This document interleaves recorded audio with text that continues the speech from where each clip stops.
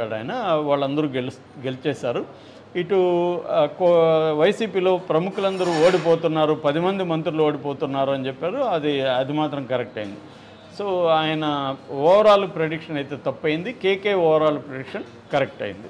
Right sir. అలాగే అంటే ఓటమిని ముందే వాళ్ళకి అంచనా వేశారు అని చెప్పేసి కూడా మనం వింటున్నాం వైఎస్ఆర్సీపీ పార్టీకి సంబంధించి.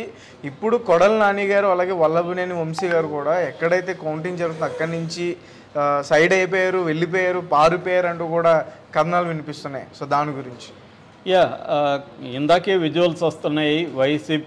మన వైసీపీ నుంచి వంశీ ఆయన కౌంటింగ్ కేంద్రం నుంచి వెళ్ళిపోయాడు. అట్లాగే నాని కూడా కౌంటింగ్ కేంద్రం నుంచి వెళ్ళిపోయాడు. ఆల్రెడీ నానికి ముందే తెలిసిందా అనేది ఇప్పుడు మనకి డౌట్ వస్తుంది. ఎందుకంటే నాని ఆ మధ్య కూడా అనారోగ్యం పాలయ్యాడు టెన్షన్తో. అట్లాగే నాని పంచిన డబ్బులు జనాలకి చేరలేదనేది కూడా మనకి వీడియో వచ్చింది. అంటే క్లియర్గా నానికి వంశీకి ముందే తెలుసా ఇవనేది కూడా డౌట్. ఎందుకంటే వంశీ అయితే ఆల్రెడీ అమెరికా వెళ్ళాడు, అక్కడే ఇంకా ఉంటాడు, రాడని కూడా కొంతమంది చెప్పారు. కానీ వచ్చాడు, వంశీ అయితే వచ్చాడు.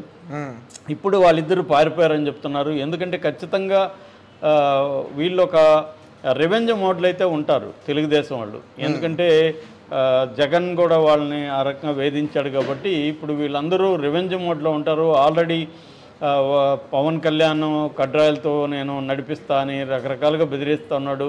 లోకేష్ ఏమో రెడ్ బుక్ పెట్టుకున్నాడు, దీంట్లో అందరి పేర్లు రాస్తున్నానని చెప్పాడు. అవన్నీ కామెడీ చేశారు, కానీ ఇప్పుడు అవన్నీ నిజమయ్యే అవకాశం ఉంది. సో అందుకని ఖచ్చితంగా వైసీపీ క్యాడర్ కావచ్చు, వైసీపీలో ఉండే కొంతమంది నాయకులు, ముఖ్యంగా కొడాలి నాని, వంశీ, రోజా, రాంబాబు ఇలాంటి వాళ్ళందరూ కూడా ఇబ్బందులు పడే అవకాశం ఉంది. వాళ్ళని ఖచ్చితంగా లోకేష్, పవన్ కళ్యాణ్ వీళ్ళిద్దరూ సైలెంట్గా అయితే ఉండరు. ఒకవేళ చంద్రబాబుకి అంత రివెంజ్ మోడ్ ఉండదంటారు జనరల్గా, ఆయన అంత ధైర్యం చేయడు అని. కానీ వీళ్ళిద్దరూ చేస్తారు ఖచ్చితంగా. లోకేష్ వదిలిపెట్టాడు నాకు తెలిసి. సో అందుకని ఈ లోపల వీళ్ళు పారిపోయేదానికి ప్లాన్ చేస్తున్నారు అంటున్నారు.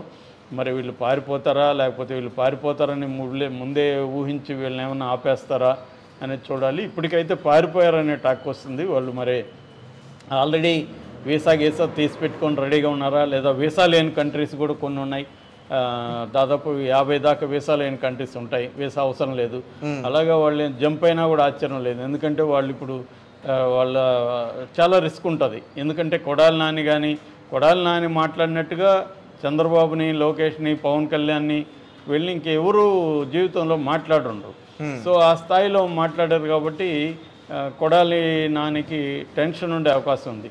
అట్లాగే లోకేష్ కూడా వాళ్ళ మీద టార్గెట్ పెట్టుకున్నాడు ఆల్రెడీ. నేను కడ్రాయిలతో నడిపిస్తే కొడాలి నాని, నేను మూర్ఖుణ్ణి, నేను మామూలుగా ఉండను, ఇవన్నీ కూడా అనేక చెప్పాడు.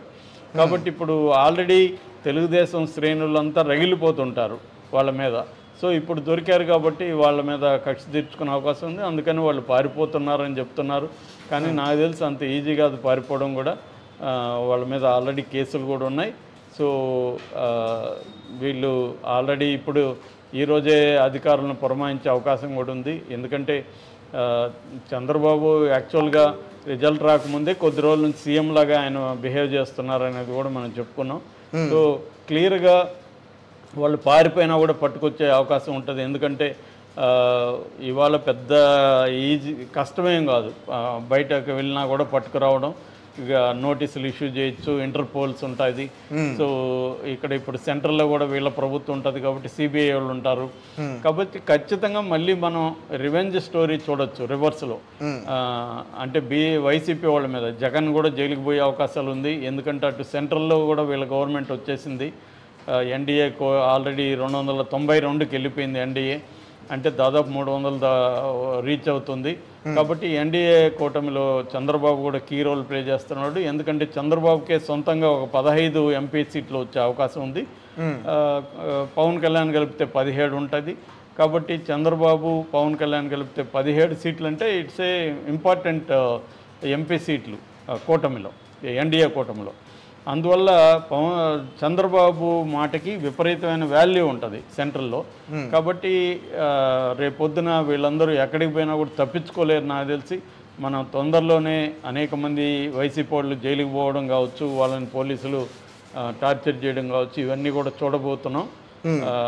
మరి వీళ్ళు ఏ స్థాయిలో